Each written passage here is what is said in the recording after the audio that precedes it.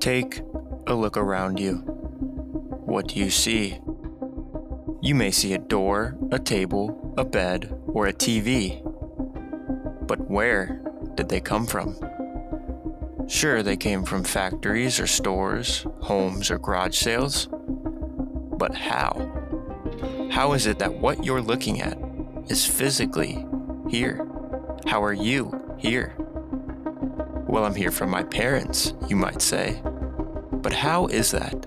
How is anything you've ever known here?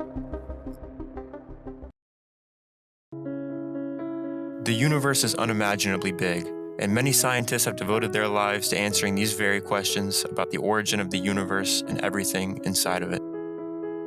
The Big Bang Theory is widely accepted and supported as the explanation for the origin of our universe and is supported by many factors, including the cosmic microwave background and the expansion of the universe itself. Until the dawn of the 20th century, our understanding of the cosmos was confined to our boundaries of our own celestial home, the Milky Way galaxy. Astronomers, fueled by speculation, pondered the possibility of other galaxies existing beyond our own, yet they lacked tangible evidence to support their theories. It was a time when the universe seemed vast, yet confined to the shimmering arms of our galactic neighbor. It was a time when human civilizations thought that our Milky Way galaxy was just one in the vast expanse of empty space.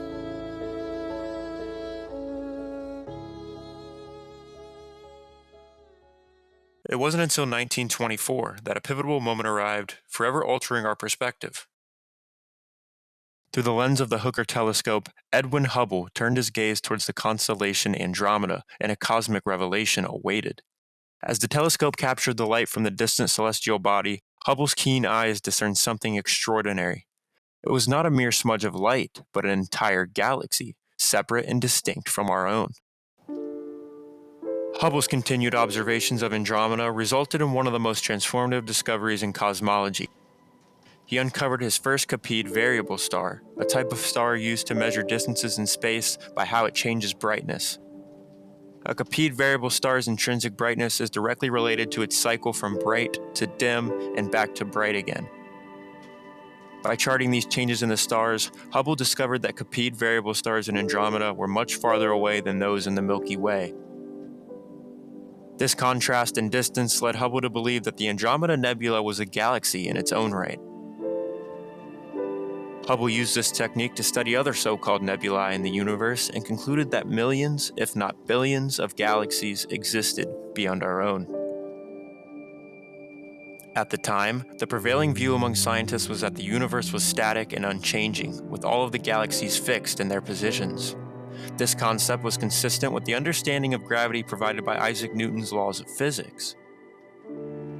One crucial observation that Hubble made was the relationship between a galaxy's distance from Earth and its redshift. Redshift refers to the elongation of light waves towards the red end of the spectrum as objects move further away from the observer. Hubble noticed that the farther away a galaxy was from Earth, the greater its redshift appeared. Building upon the work of Vesto Slipher, who had been measuring the redshifts of various nebulae, Hubble recognized that these redshifts were not due to some unknown phenomenon, but rather indicated a systematic recession of galaxies. This discovery implied that the universe was not static, but expanding. Hubble's breakthrough came in 1929 when he published his landmark paper describing the relationship between the redshift of galaxies and their distances. Known as Hubble's law, it states that the velocity at which a galaxy is receding from us is directly proportional to its distance. This relationship is now expressed by the Hubble's constant. Everyone who knows Douglas Adams knows the number. It does actually turn out remarkably, the Hubble constant can be written like this: 42 miles per second per 3 million light years. What does that mean? It means that for every 3 million light years you go away from the Earth, then things, if you go 3 million light years from Earth, so let's just step 3 million light years away, then on average things will be moving away at 42 miles a second. It's pretty slow actually. If you go 6 million light years, things will be moving away at 84 miles a second, and so on. So every 3 million light year step you take, you add another 42 miles per second to the recession velocity of things. The implications of Hubble's law were profound. It meant that the universe was not fixed and unchanging, but rather dynamic and expanding. It provided strong evidence in support of the Big Bang Theory, suggesting that the universe had a beginning and has been expanding ever since. But if that means that the universe had a beginning, what caused that beginning?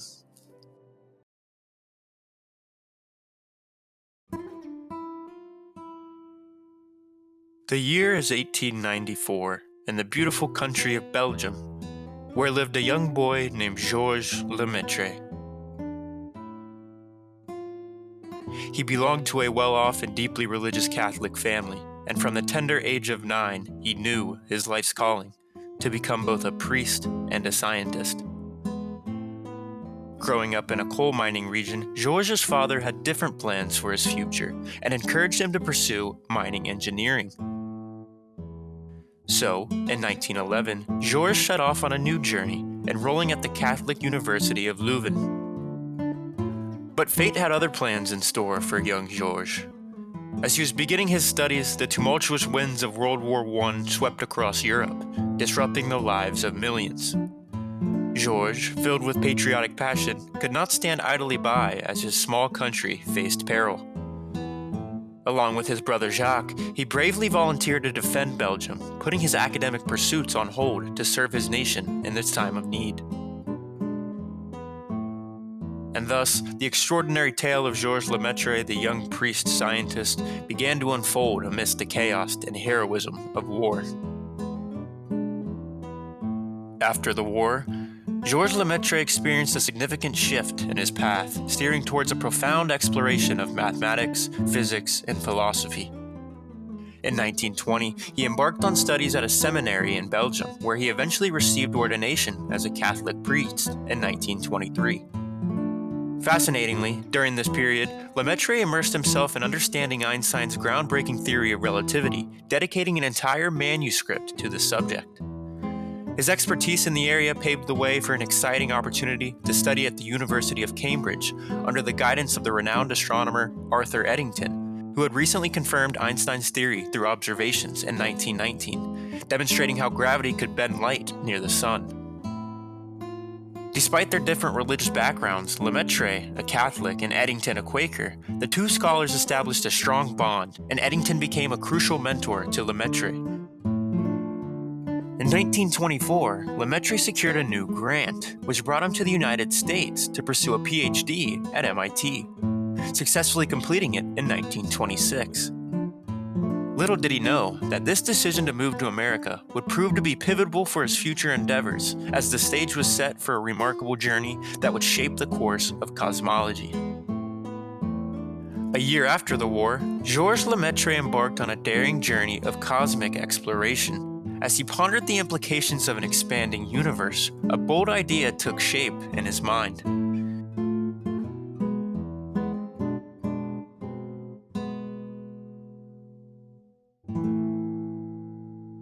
He daringly proposed that the vast cosmos must have emerged from a finite point in time.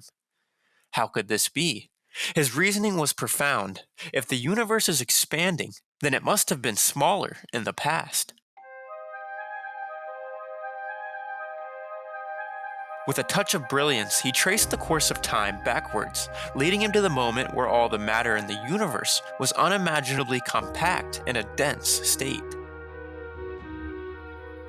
Armed with the emerging quantum theory of matter, Lemaitre presented a compelling argument.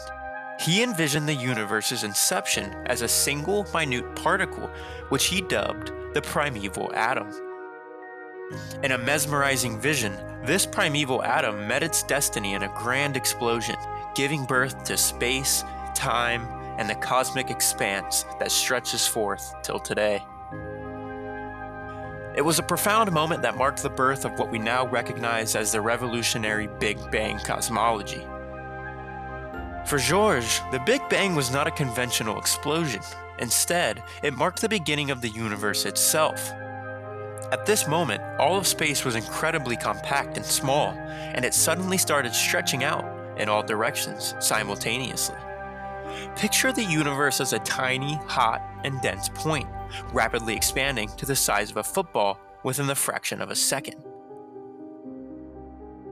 It's crucial to understand that during this expansion, the universe wasn't expanding into anything external, rather space itself was expanding.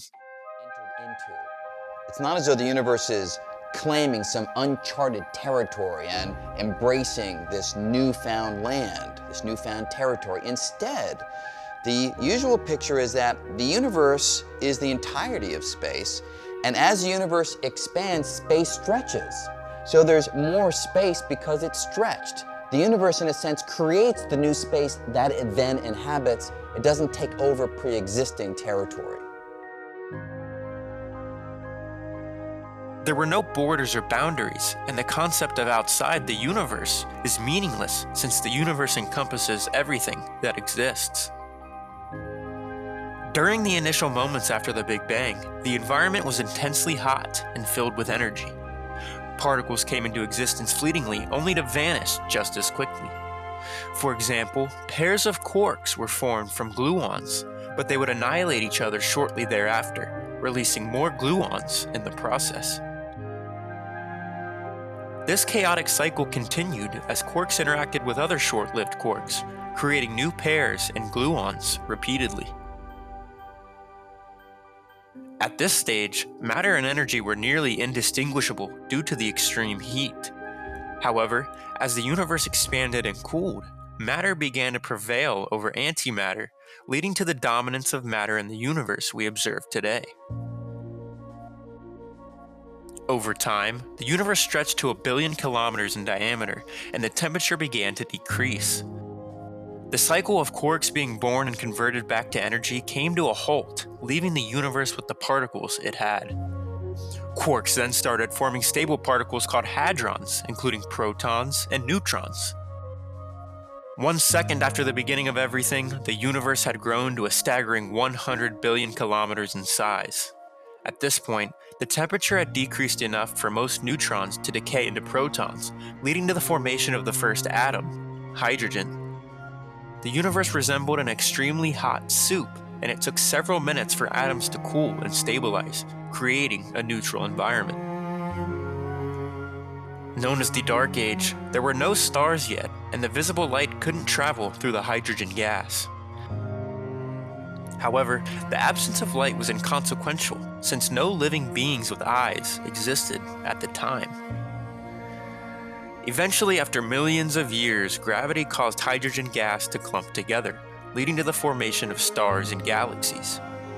The radiation from these celestial bodies transformed the stable hydrogen gas into plasma, which still permeates the universe today and allows visible light to travel freely. At last, there was a defining moment throughout this entire journey. The sun was born. In the unfolding cosmic drama, our sun emerged around 4.6 billion years ago from the heart of a colossal, swirling cloud of gas and dust known as the solar nebula. As this nebula succumbed to its own gravitational force, it underwent a mesmerizing transformation, accelerating its rotation and flattening into a vast, spinning disk. This gravitational dance drew the majority of the nebula's matter towards the core, giving birth to our radiant sun, which holds a staggering 99.8% of our solar system's mass.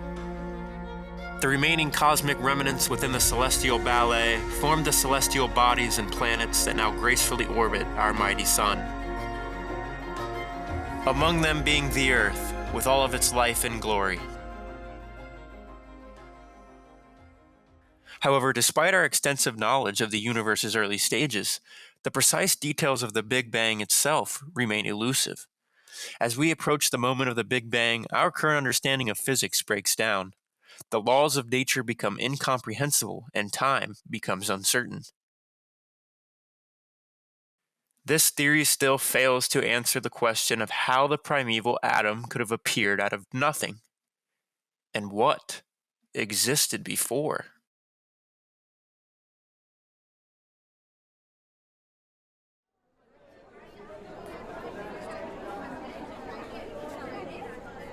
In the ancient city of Rome, a renowned physicist stands at the podium for a monumental occasion. The air inside the grand auditorium crackles with anticipation, as distinguished scientists, eager students, and curious minds from all walks of life gather to witness his much-anticipated speech. The stage, adorned with scientific diagrams and equations, serves as a fitting backdrop for this exceptional physicist who had achieved so much in his young career. The year is 1981, and Stephen Hawking is preparing to speak. It was at this monumental event that he presented the no-boundary proposal at a conference held in Pontifical Academy of Sciences in the Vatican. The proposal aimed to address the questions of how the universe could have arisen from nothing. Prior to Hawking's proposal, cosmological origin stories, whether scientific or theological, faced the challenge of explaining what happened before the Big Bang and where the initial energy came from.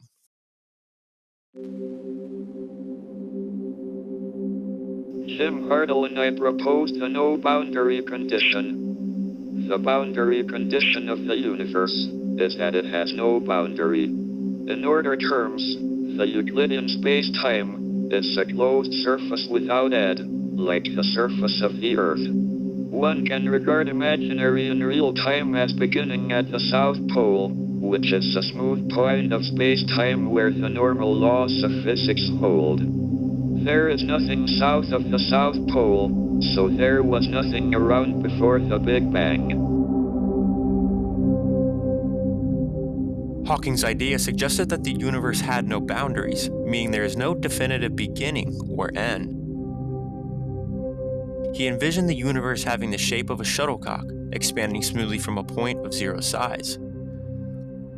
Hawking and his frequent collaborator James Hartle formulated the wave function of the universe, which describes the entire past, present, and future of the cosmos simultaneously, removing the need for contemplating a creator or a time before the universe. The no-boundary proposal reconceptualized time, considering each moment in the universe as a cross-section of the shuttlecock. Time is defined by correlations between the universe's size and each cross-section and other properties, such as entropy. Near the bottom of the shuttlecock, where it is rounded off, time ceases to exist and pure space replaces it. The no-boundary proposal sparked fascination among physicists, leading to the development of the field of quantum cosmology. However, in 1952, a paper by Julian Schwinger challenged the Hartle-Hawking proposal. He argued that the proposal failed to provide a viable explanation for the universe's origin according to quantum mechanics. He argued the notion that you can't get something from nothing appears to be invalidated by the principle of quantum physics. By manipulating empty space, something can inevitably emerge. When particles collide in the void, additional particle-antiparticle pairs can materialize. Attempting to separate a quark from an antiquark within a meson leads to the creation of new particle and antiparticle pairs from the mere empty space between them. Even without any initial particles or antiparticles, a sufficiently strong electromagnetic field has the potential to generate particles and antiparticles from the vacuum itself. But how is this possible? It was believed that only the highest particle energies could produce such effects, typically found in high-energy particle physics experiments or extremely astrophysical environments.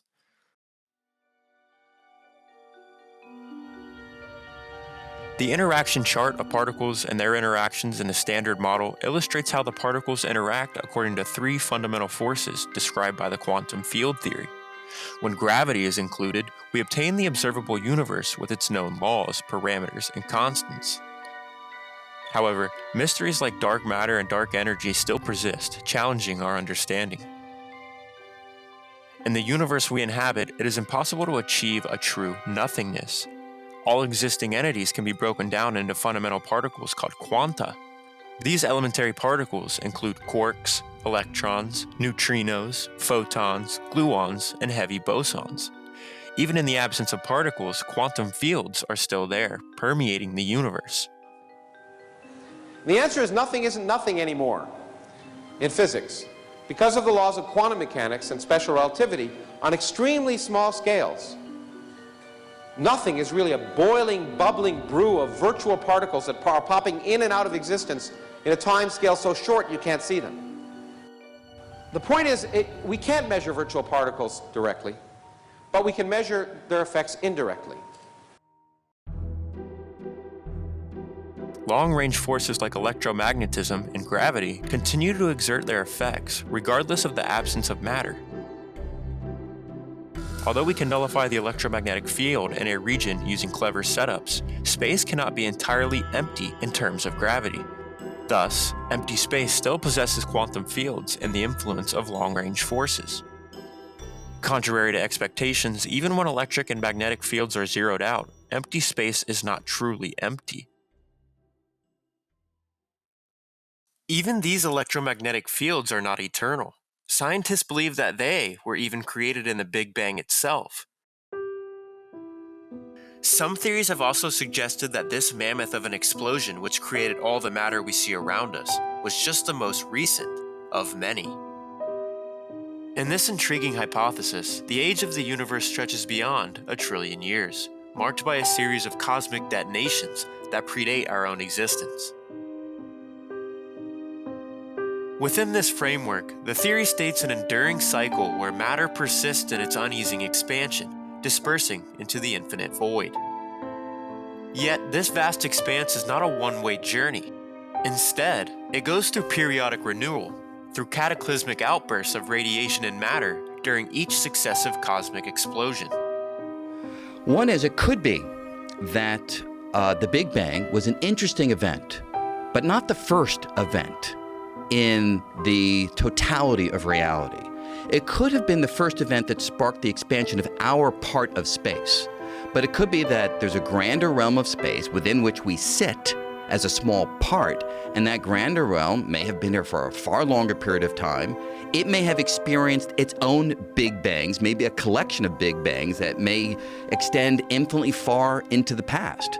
So it could be that the answer to the question of what happened before the Big Bang is a lot of other Big Bangs or a lot of other quantum events that were taking place in a larger landscape of reality than we have direct access to. But this leads us to another question. What exactly is causing those Big Bangs?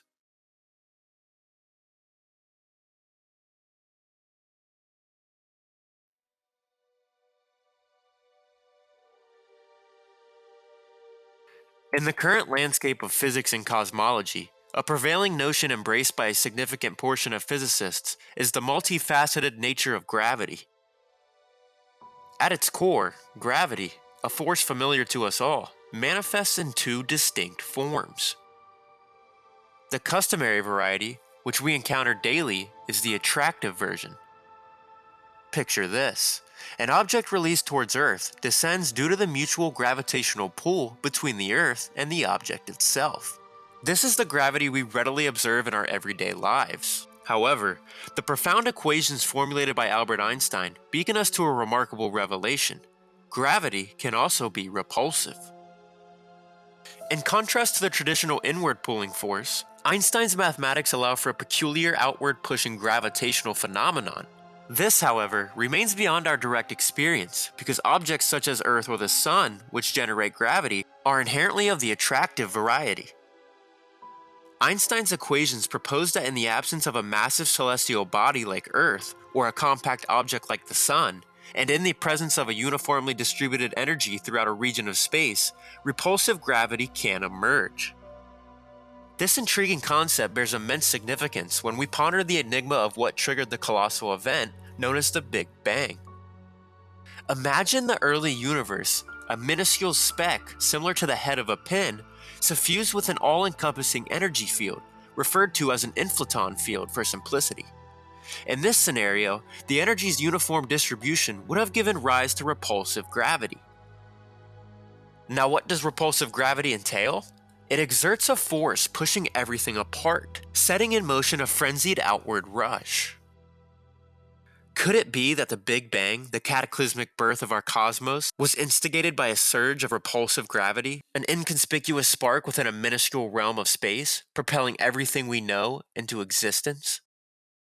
We may not know for certain, but this is an intriguing idea that has shaken the field of cosmology.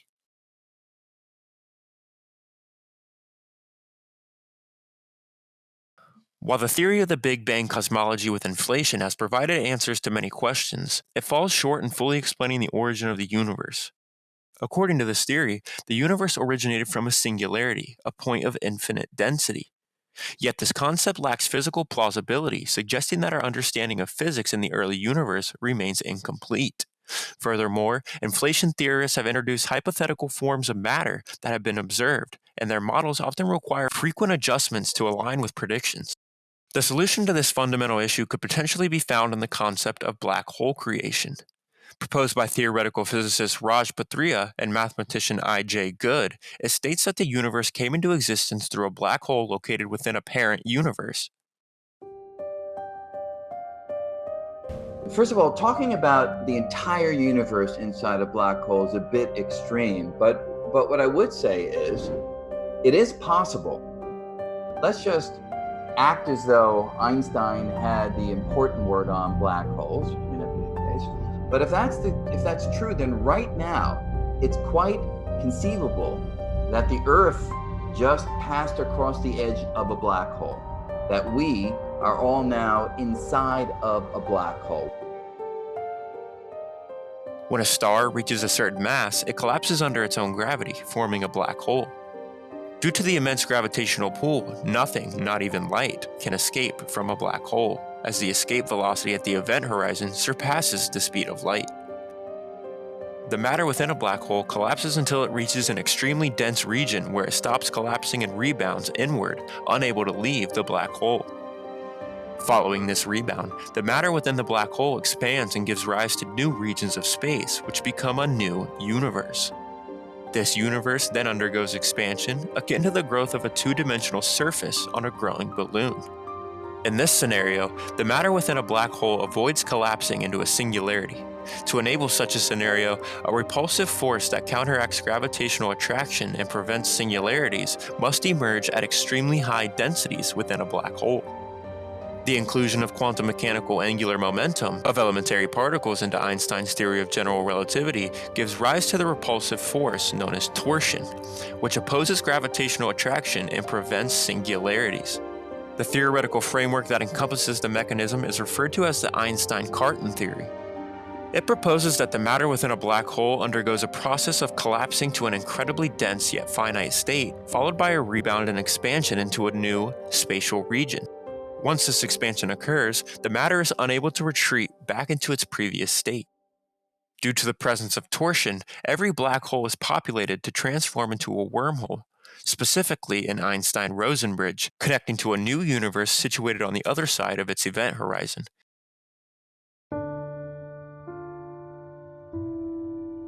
If this scenario holds true, the universe will never contract to a singularity.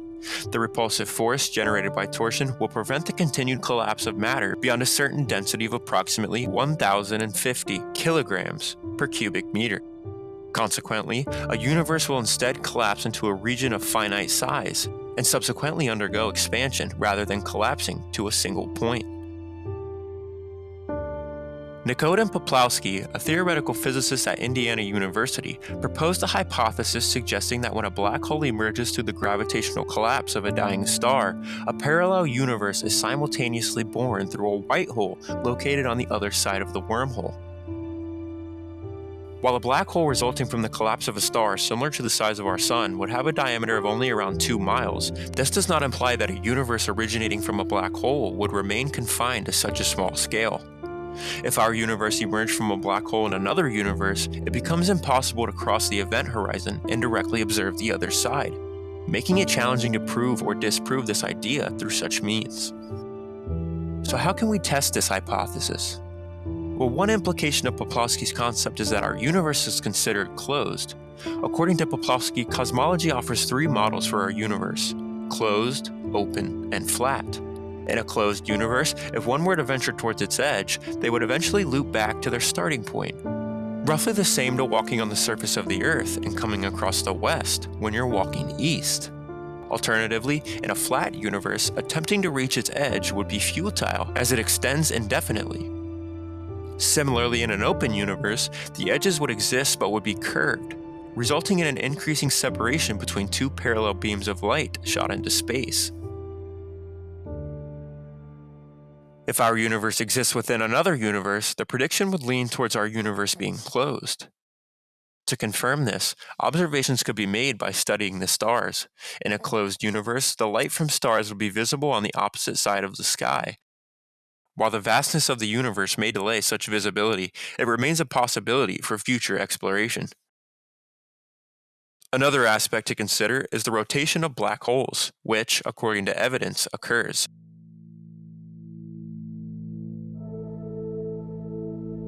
If the parent black hole of our universe was spinning, it could manifest as having a preferred direction within our universe, detectable on large scales.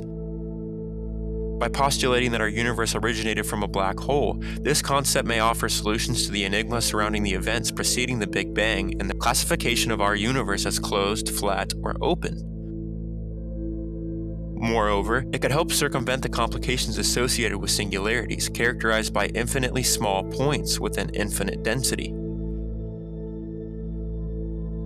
Traditionally, theories propose that the universe emerged from a singularity, and black holes are known to enclose singularities. However, singularities pose significant challenges for theoretical physicists as the laws of physics break down in their presence.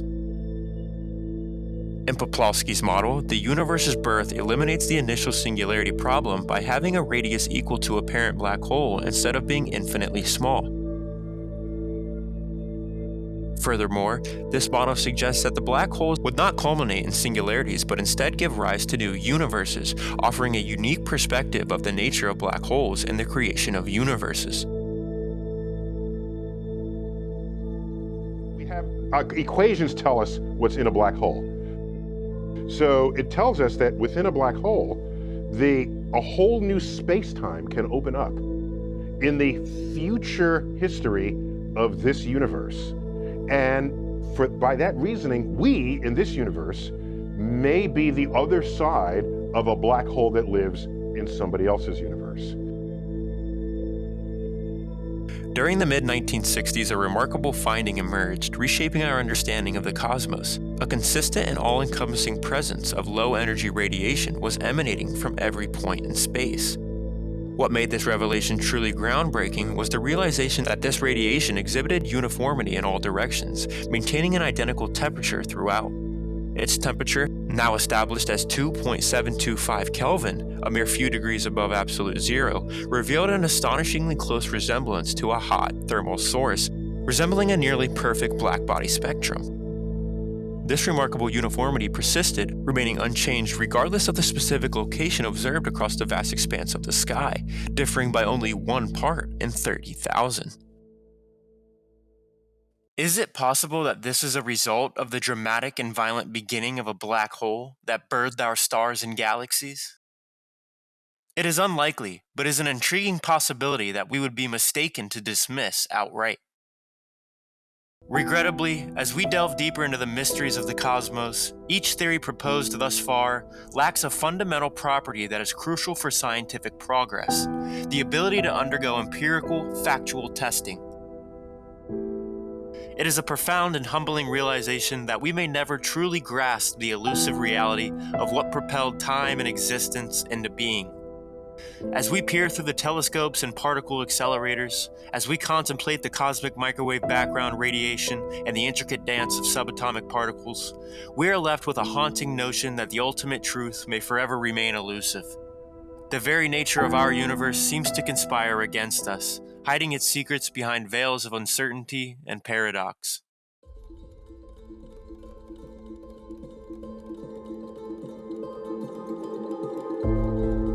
As we conclude this captivating journey through the depths of cosmic creation, we find ourselves humbled by the awe-inspiring spectacle that is our universe.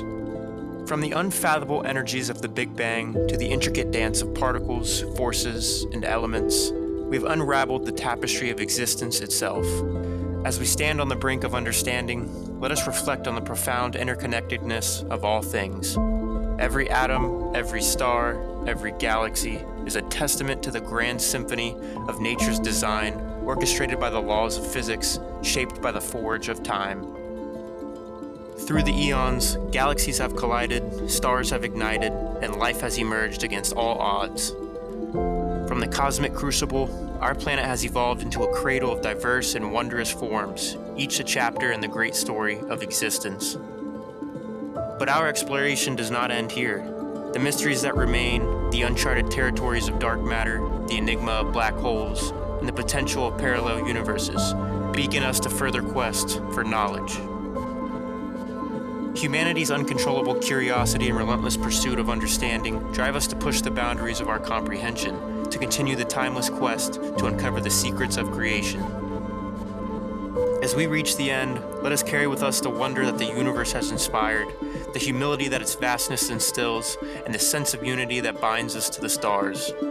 For in our shared exploration of the cosmos, we find a common thread that connects us all, a reminder that we are not merely observers, but participants in the extraordinary story of how everything in the universe came to be.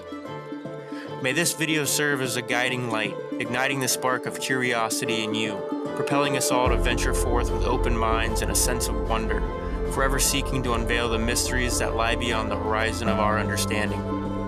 The universe awaits, and its secrets are ours to uncover.